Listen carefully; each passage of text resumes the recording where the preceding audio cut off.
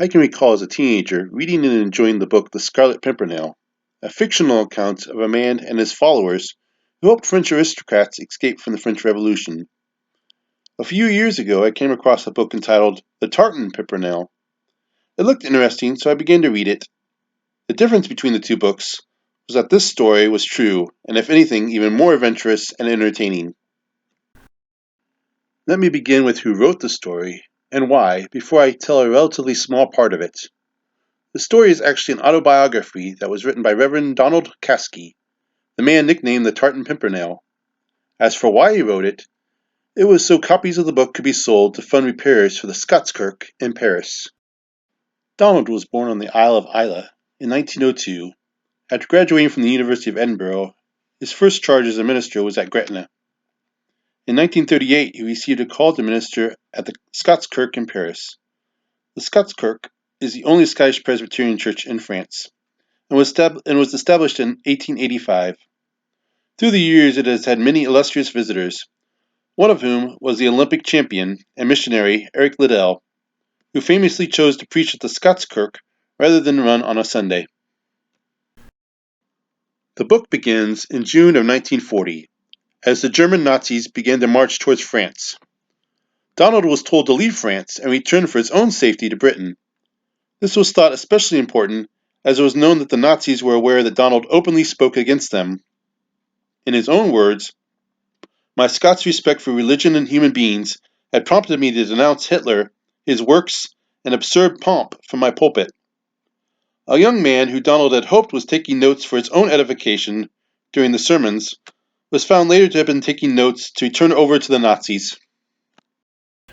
So Donald joined the crowd of people fleeing to the coast, trying to get away from the advancing Nazi war machine. He was able to find and purchase a cheap bicycle and rode it for many miles, until he was stopped in a small village and accused of being a Nazi spy, as unknown to him, the bicycle he had bought had a miniature swastika on the back of it. It was only after the people searched him and found that his possessions consisted of a Bible and a kilt that they believed him when he said that he was a pastor. For as he put it, no German would have had a kilt, only a Scot would have packed one at a time when France was falling about his ears.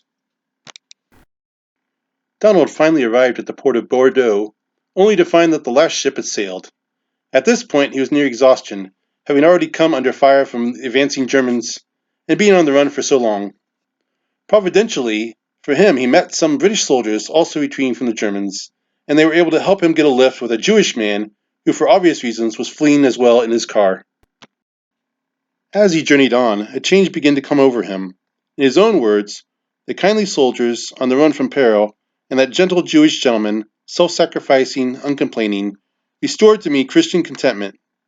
When I set out for the harbor docks in the morning, I was reluctant to find a ship. Overwhelmingly, I was aware that I should remain in France. There would be a work for me to do here, for my country and for my countrymen. While praying in his hotel room, he felt led by God to indeed stay in France, and help in any way he could. He set out for the local American consulate, as the British had all left, while the Americans were not yet at war with Germany. When he entered, a man came up to him, saying that they had actually been looking for him, and wondering if he could help the British that was still in France. Donald was given permission by the German-controlled French authorities to provide shelter and help to British civilians by making use of the British Seamen's Mission in Marseille, a large port town. But he was warned he would be imprisoned if he helped any Allied soldiers. To his surprise, word quickly got out through the British agents that he could provide Allied soldiers a safe place to stay, and so many began to make their way to him, usually in disguise. One of the most common disguises was to dress as locals with medical papers made up saying that they were unable to speak or had some other medical issue, so that they would not be able to be forced to speak French and be given away by their accents. One man told Donald how he had heard about a ferry crossing a river that was run by locals. The soldier was able to talk a friendly local into giving him some of his clothes as a disguise, and actually worked for a short time ferrying unsuspecting German soldiers back and forth across the river. And now, having gained some money by doing so, he made his way to Donald and further escape. Donald and some of his helpers quickly created many hiding places around the mission. The Gestapo suspected Donald of aiding fleeing British soldiers, but could not prove it. For months, every morning at 6 a.m., like clockwork, they would raid the mission. Again quoting from Donald, "My first task with each new arrival was to hide him. The mission was under constant surveillance, and I had to walk candidly. My only armor was the grace of God and my native gumption."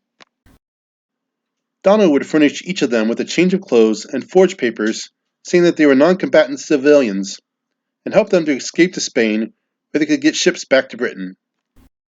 One of Donald's main sources for these papers was the neutral American consulate, who risked imprisonment or worse in helping provide such papers.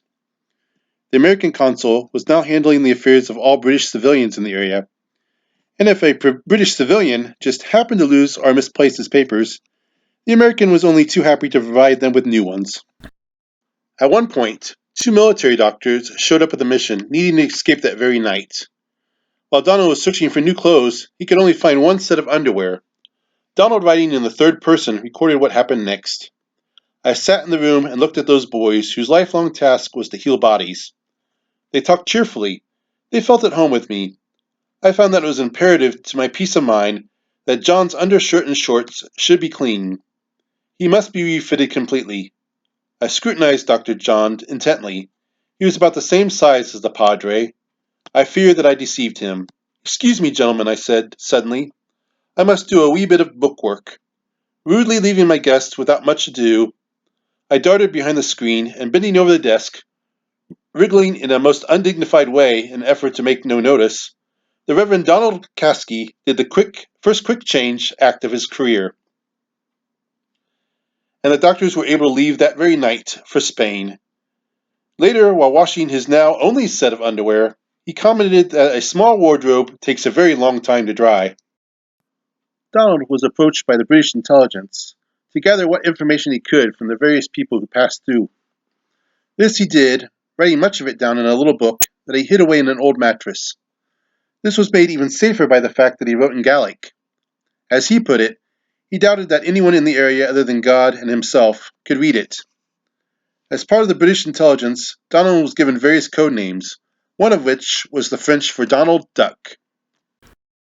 Donald even helped soldiers escape from prisons and internment camps, since as a clergy member, the Germans allowed him to visit them.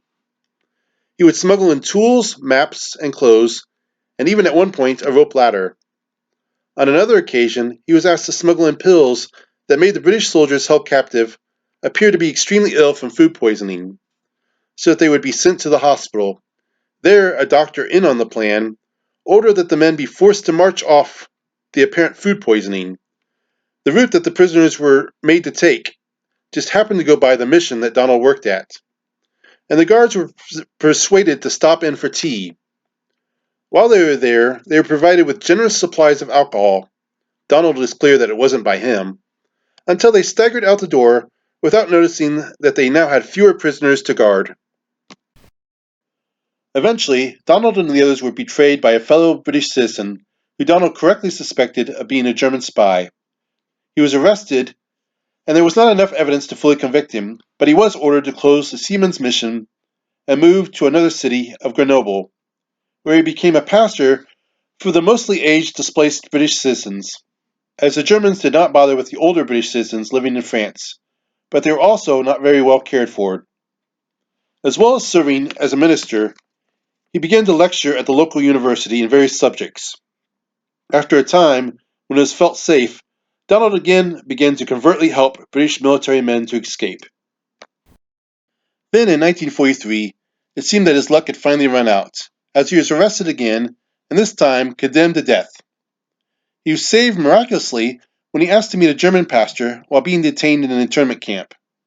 Unexpectedly for Donald, the German pastor was moved to plead his case to the authorities in Berlin, and when Donald's file was found to be mysteriously missing, it was decided to let Donald live. He spent the rest of the war still a prisoner but alive. After the war, Donald made his way back to Paris and again served as a minister for the Scots Kirk, which, having been unused for many years, was in sad condition. That is why Donald was asked to write the book to raise funds. After serving for several more years in Paris, Donald eventually returned to Scotland, where he served for a few years as a minister before retiring to live with his brother in Greenock. Among the honors that he received was being appointed an officer of the Order of the British Empire in 1945. Donald passed away on the 27th of December, 1983, and was buried back on his beloved island of Islay. So that is a small part of the story of the Tartan Pimpernel, who helped hundreds of soldiers, sailors, and airmen escape from the Germans. For now, this is goodbye, Archery and Drosta.